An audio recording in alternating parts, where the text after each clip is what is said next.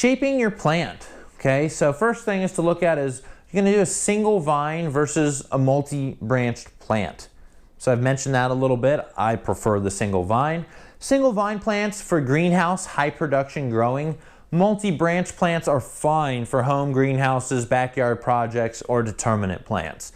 Okay, so if you're growing for yourself or for your family, look, I'm trying to give you the most high-tech, the most efficient ways to do that, but you don't have to do that at home. Okay, you're still going to get good tomatoes with growing with a couple heads of a couple branched heads coming off. As long as you trellis it good, you're still going to get production. You're just not going to be quite as efficient as what we know we can achieve, which is what a lot of this is trying to explain. So if you're at home, you're doing this for home food production, for a hobby, by all means, let a couple branches go, experience what that is, and then do the multi-branch type or the single branch type so that you can see the difference, experience the difference, and see what you like better in a backyard. And of course, for determinate plants, we're going to let them sprawl out. We want a lot of branches. So why trellis tomatoes? Why go through all the work to put them on this twine? Why not just let them, grow horizontally across the ground? Well, we get better airflow. We get much better use of vertical space. So how many people are, all into the vertical aquaponic movement or the vertical growing movement where we want to put plastic troughs vertically and grow vertically and get every use of the square footage? That's exactly what you do with tomato plants. We're using more vertical area than most of the vertical farmers because tomato plants are big. So when you vine it 10 feet up or 8 feet up in the air and these cover a greenhouse, you're using a large amount of that greenhouse volume, not just a small horizontal plane like you do in lettuce production. Okay, so you're a vertical farmer. There you go. Okay, you get higher yields. You definitely get higher yields. You get less bruised fruit, misshapen fruit, spoiled fruit, less pests get onto them, less rodent problems if you're in an area with mice or something. So you're going to no doubt get better yields, better pollination from the bees and the pollinators that can actually get to the flowers. You get lower pest and disease pressures because you have less humidity, less buildup in one area, say on the ground. Getting these plants up off the ground and increasing the airflow keeps all the mildew, the mold, a lot of the insects that would just crawl in from the ground, it keeps them all away. So it really has a substantial difference on production and what we can expect. And again, we get higher quality fruit because it's not laying on the ground. These are suspended in the air from the time they're pollinated to the time you pick them off. So basically they're just floating there, debris free, not getting hurt by anything. For a support technique, we use the lean and lower method. And this is very common in greenhouse production or even outdoor production when they're doing long-term indeterminate type plants. So how is it done? We run a horizontal cable above the row of tomato plants, okay, preferably 8 feet above at a minimum. Now this depends on the type of tomato that you're growing, but in many varieties you're going to need 8 feet of actual vertical vine to assure that your fruit, when it's ripe and ready to be harvested, isn't laying on the ground. And to assure that, when your fruit's at that point, the top tip of the growing plant is not above the overhead cable. So it kind of gives you an idea. You've probably got 6.5 to 7 feet of vine that is going to be functioning together as a unit that you need to keep off of the ground and below the overhead cable. So that's why 8 feet minimum is a good number to shoot for. If you have more space, preferably go even higher than that. 10 feet would be great to have that much room above head. We attach a small reel of twine to the overhead cable. So you buy these, they're about $1 each, maybe even less depending on the variety. And it's a small reel of nylon twine. And it has usually about 100 meters of twine on this reel. And it's got a small hook on the top. So you've got a long overhead cable that runs down the row of tomatoes. this little hook hooks right over that cable and hangs. And then you bring the twine down to the bottom and you tie it by the base of the tomato plant. Now, as the tomato plant grows, it goes straight up, and we're going to clip it to this twine to keep it in a vertical manner so it's not tipping over and falling over. So it grows all the way up to where it almost reaches this reel. And the reel has a mechanism to where it will allow us to unlock the reel and let more line unwind. So as the plant reaches the top of that cable where the reel is, we go ahead and we release more twine and we move the vine horizontally down the cable. And what this does is this allows the vine of the tomato plant to, so we've got a horizontal plant, it allows the vine to actually lay horizontal this way, and then the fruiting portion is still vertical.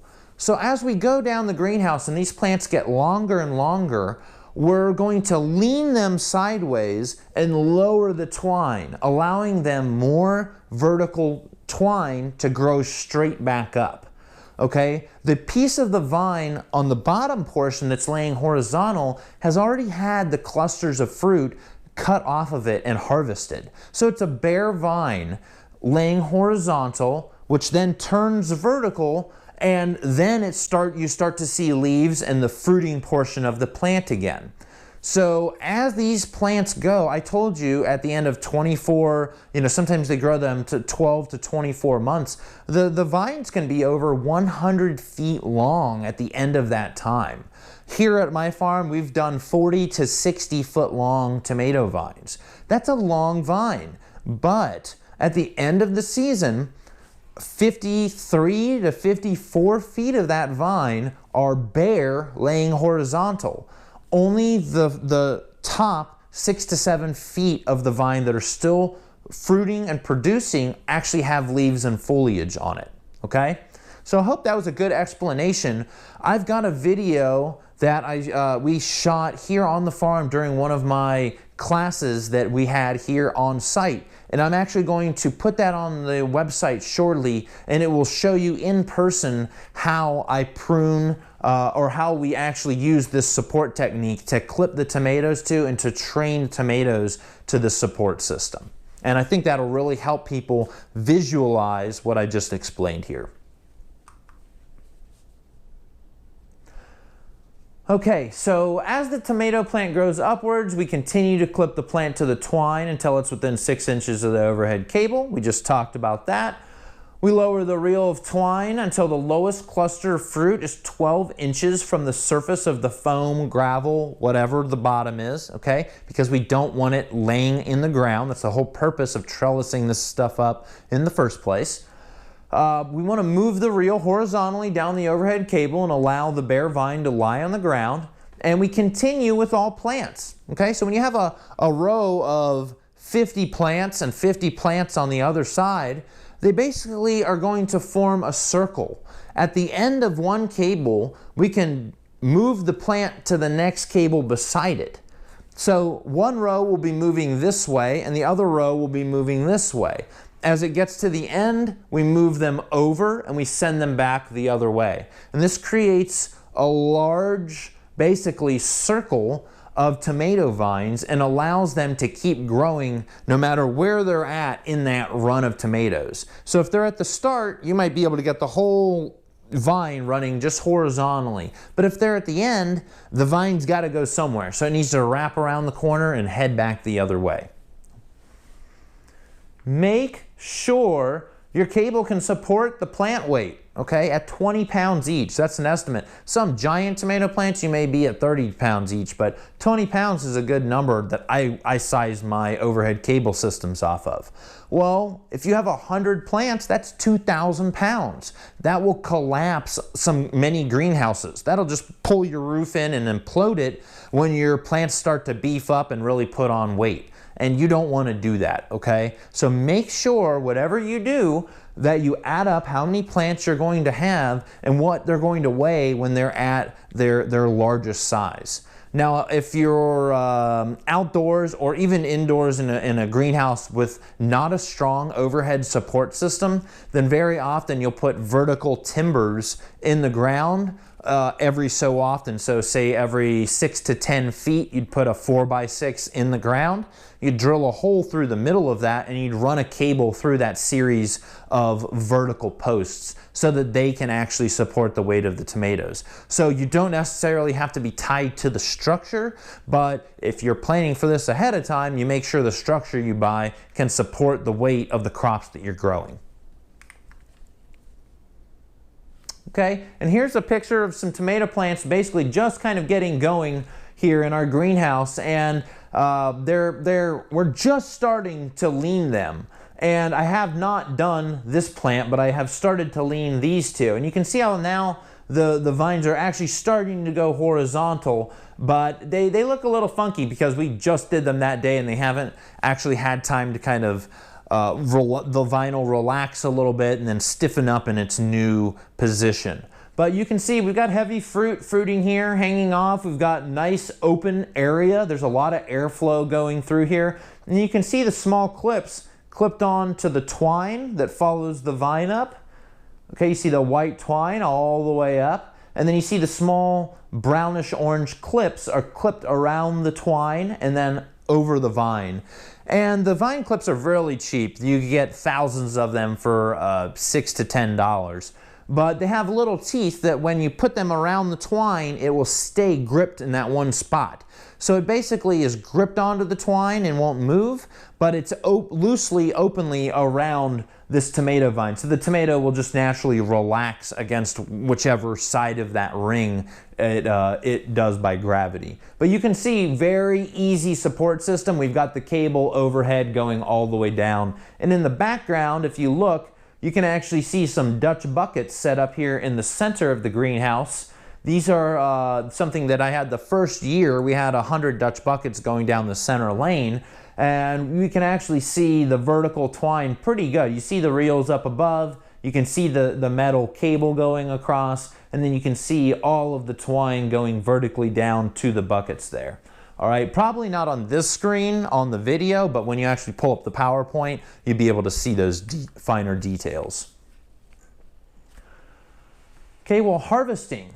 We want to harvest fruit in the morning and place it into a well-ventilated box. We want to harvest at first blush for crack-prone varieties and allow them to ripen in a box with less airflow, like a cardboard box that you open daily. Okay, if you have a lot of heirloom varieties are extremely crack prone, meaning as soon as they start to ripen, the skin is thin enough and the fruit is growing fast enough that the skin will actually crack. And it will start to heal, but that crack is an area where disease, infection, other things that affect the longevity of that shelf life of the fruit will set in. So a cracked fruit's never going to last as long as a blemishless non-cracked fruit. And with some varieties that has to do with calcium concentration. There's other things we can do to stop the cracking. But in some of the heirloom varieties, it's specifically genetics. They would naturally crack. You've heard of ugly ripe tomatoes maybe? Well, this is one of those types. They're ugly because they crack a lot and then heal over. And they got the name because they were really ugly when they ripened, but they tasted great, so they caught on. So this is something to think about, and if you're growing heirlooms, by all means, and you start to see your tomatoes crack, well, the first sign of blush, when the fruit's green and you get the first hint of pink in there, telling you, hey, this is starting to ripen, you can pick the fruit then, place it in a box, and as the ethylene builds up, which the tomatoes are giving off, it will ripen the fruit. Okay, harvest when first two fruit are blushing for commercial vine ripened clusters. So if we're doing 8 clusters on a vine and you're going to ship them, many times commercial operations harvest when the first 2 fruit are blushing. And many varieties are different, okay? So that's definitely something to be said. We know there's all these different tomato varieties. Sometimes the harvesting process is going to be a little bit different. And again, a lot of this depends on your end market. Do you need to ship this 7 days to somebody or 5 days to somebody? Or is this going to somebody that they're going to cut up and use in a dish tonight? All that has to do with how you harvest that fruit and at what stage it's at.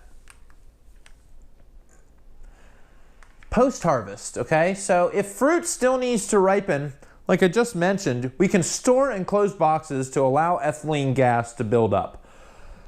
Ethylene is a ripening hormone in tomatoes. It's also in bananas. It's what makes that banana skin turn brownish black after sitting out for so long. It's in a lot of different fruits, even pineapples. That's what onsets pineapple production a lot of times is ethylene. So if the fruit is ripe, you can store it in a dedicated tomato refrigeration unit at 55 degrees Fahrenheit. You don't want to go below 55 degrees Fahrenheit ever with tomatoes because it will destroy taste compounds, all right? Destroy things that make that tomato taste good, and it's going to be a lesser quality product. Now, you may have always heard the saying, never put a tomato in your refrigerator, put it on the counter. Well, that's why, because our refrigerators go below 55 degrees Fahrenheit, and below that, it's going to mess up your tomato taste. Now, any fast food restaurant, any of those people, they store them in the fridge. They don't care what it tastes like. It's just a little slice of red something on that sandwich they're feeding you. But for somebody that's going for tomato taste and you want to make your tomatoes stand out and have people say, oh my God, this is literally the best tomato I've ever tasted, then this is what you do. And I cannot count how many times I've been told that by older people, 70 to 80-year-old people, by young people, mothers, children. I can't tell you how many times over the years, I mean hundreds of times we've heard, this is the best tomato I've ever eaten in my life. If you want to hear that and you want that kind of customer reaction, you follow these processes, okay? You do something a little more natural, it's gonna taste like these people have never had because they're used to tasting grocery store garbage. Deliver to your end consumer ASAP, okay? Let it further ripen and or over ripen in their hands. When you cut that fruit, have an end destination and know where it's going to go. Because these are fragile fruit. They'll over ripen if you don't have somewhere to go. If all of a sudden a client cancels and says, I don't need 100 pounds of tomatoes, you better have something to do with those. Have a canning setup, have somewhere area that you're allowed to process that, or they're gonna go to waste quick. Unfortunately, I've wasted quite a few tomatoes on deals that have gone down where, I have a restaurant that I'm dealing with that calls me, all of a sudden something happens and, we don't need those now. We'll take them next week. Well, most of your restaurants and clients aren't going to do that to you. Some of them will. And when that happens, you're stuck with it, okay? And this is a low shelf life product. They don't last that long, especially if you're vine ripening these. You've got a few days, okay?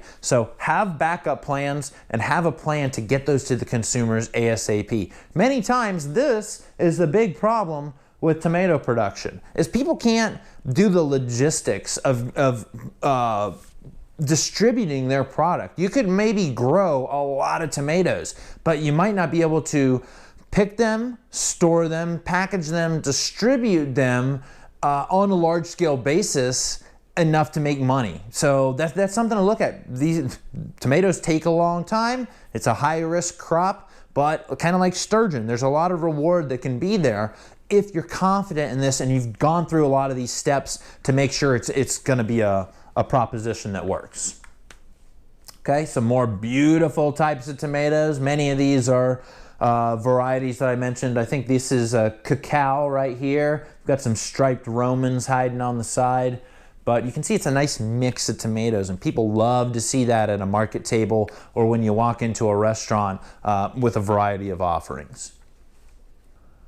So feeding rates. Well, Dr. Ricosi in the University of Virgin Islands, again, they were at 5.6 to 9.3 grams per square foot, which is 60 to 90 grams per square meter. And here at Chatterson Farms, we design in the range of 1 to 3.2 grams per square foot, which is 10.7 to 34.4 grams per square meter.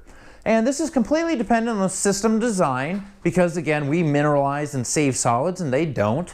The feed type, higher protein actually equals a little more nutrients into the water. Now, don't worry, the PF values that I gave you earlier have enough leniency in them that they will work in a variety of protein content feeds, and I would lay that between 32% and 42% protein feed. Now, if you're above 42%, those PF values are just slightly going to come down, maybe a tenth of a point. We'd have to look at how far above. And if you're way far below, feeding some really inadequate feed down like 15% protein, well, the PF values are going to be a little bit higher. But for all general purposes, that's what they are. And if you have any more questions on that, by all means, we could go in a little bit further. But UVI designs, a lot of times they start at a minimum of 6 grams per square foot if you're growing a variety of crops in there and some tomatoes in there as well, and evaluate, and you probably have to jack up the feed rate as they grow.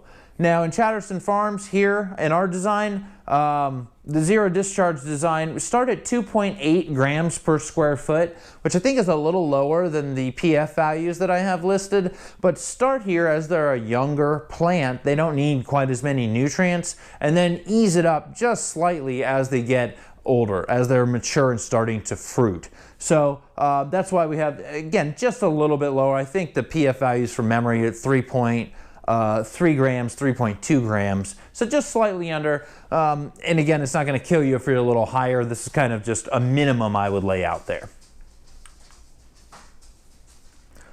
Okay, and here we can see, for example, if we have plants that are growing lush, dark green, and vigorous, but they are, say, 4 feet, 3 feet, 4 feet tall, and have little to no flower development, but they look really extremely healthy, you need to lower your feed, okay? We've got too much feed going into the water, creating too much nitrogen. And if we have too much nitrogen, as we've spoken about many times in this course, those plants are just going to focus on vegetative growth, on growing tall and bigger than all of their other competition, so that when nitrogen eventually runs out, they can reproduce and have an evolutionary advantage, okay? So too much feed, lower the feed.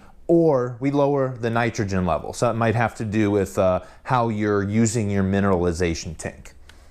Another example, if the plants are pale green, so a light colored green, not dark and lush looking, and their growth seems to be stunted, but they are setting fruit and trying to develop fruit. Well, not enough food. This is the opposite end of the spectrum. And we want to increase the daily feed amount until you see the plants start to grow vigorously again and see that tissue start to develop a dark, rich green color again instead of a light, pale green color. Okay, and here is a chart that gives you some broad range nutrient concentrations that you can raise tomatoes in, okay? So at these concentrations, I've had extremely good luck and, well, maybe not luck, extremely good growth and good harvests, maintaining water quality within these conditions, okay? We have nitrogen up here between 22 and 34 parts per million. We've got total ammonia nitrogen is, we want this as close to 0 as possible, but could commonly range between 0.42, 0.86. Total phosphorus between 35 and 50. Potassium between 76 and 98. Calcium between 65 and 80. So you notice slightly more potassium than calcium level there. Magnesium 25 to 38. Sulfur 20 to 30. And then we get down into some of our micronutrients here. I'm not going to go through the rest of the list. You can just check this out on the PowerPoint. But these are really good to know if you're in the ballpark, okay? I grow massive amounts of tomatoes using these numbers. So if you're having problems, you can easily test your water, compare to the numbers here, and see maybe what's out of whack with your water quality.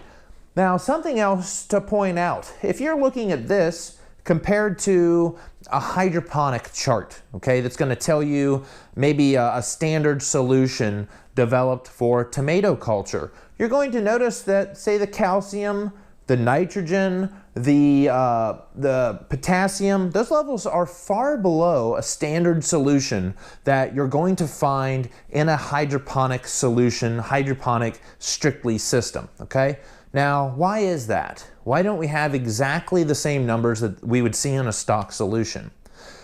There's a couple reasons, okay? A lot of people trying to recreate, say, a decoupled system, or trying to really get the best out of both crops. Well, they're using strict hydroponic numbers, maybe 250 parts per million calcium, 280 potassium, 200 nitrate, something in those levels, a lot higher.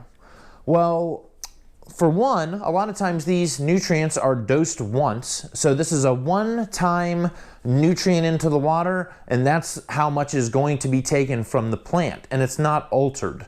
Where in an aquaponics environment, these nutrients are compounding daily, okay? So this is what's in the system consistently, but you're adding food every day. In a hydroponic system, you're not usually adding more fertilizer to the stock solution. It's a standard stock solution. Okay, so that's one reason. Another reason that is not talked about is that we are doing a lot to ease the osmotic pressure and ease the uptake of nutrients for the plants. For one, because of the form that these nutrients are in, the way they're chelated by biological organisms and microorganisms through these natural processes. And two, due to just the specific forms of these nutrients and the water quality standards in the system. Okay, it's not a salt-based hydroponic nutrient. It's a different form of nutrient. And because of that, we don't have to have 200 parts per million nitrate to grow great tomatoes and to meet commercial industry standards. We don't have to. Those numbers do not apply strictly to aquaponics. Unless the fish portion is extremely small and we're going to pull the water out, add hydroponic nutrients to get a standard stock solution, and use that to dose into a system. Okay, if you're doing this in a recirculating aquaponic system, those numbers are obsolete, other than to look at the ratios that you see them accumulated in. And it gives you a good idea of the ratios that the plants are going to be taking those nutrients up in.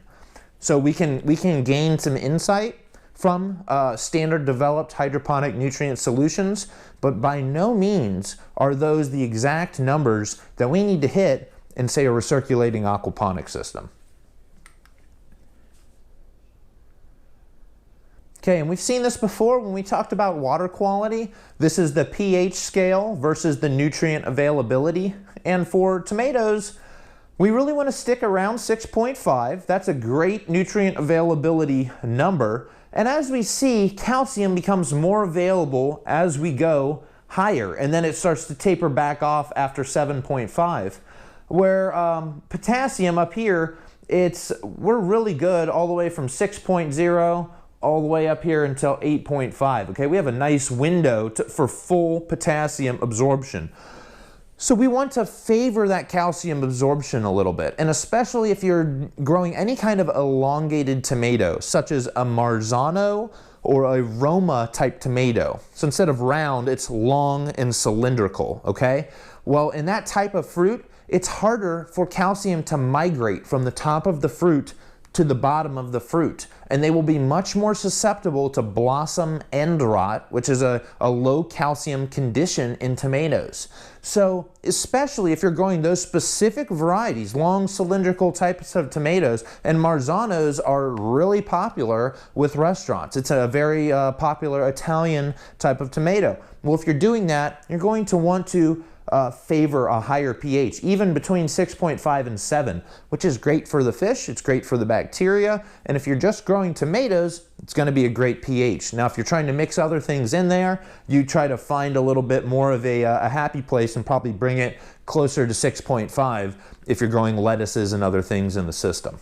All right, but just to point out, there are some just little slight differences there that can make a huge difference in your crop and how successful that you actually are. And that's it for this session. Again, if you have any questions at all, please email me, ryan@collegeofaquaponics.com, and I will be sure to cover those questions in our weekly question and answer session and make sure you get all the information that you need. Thank you very much.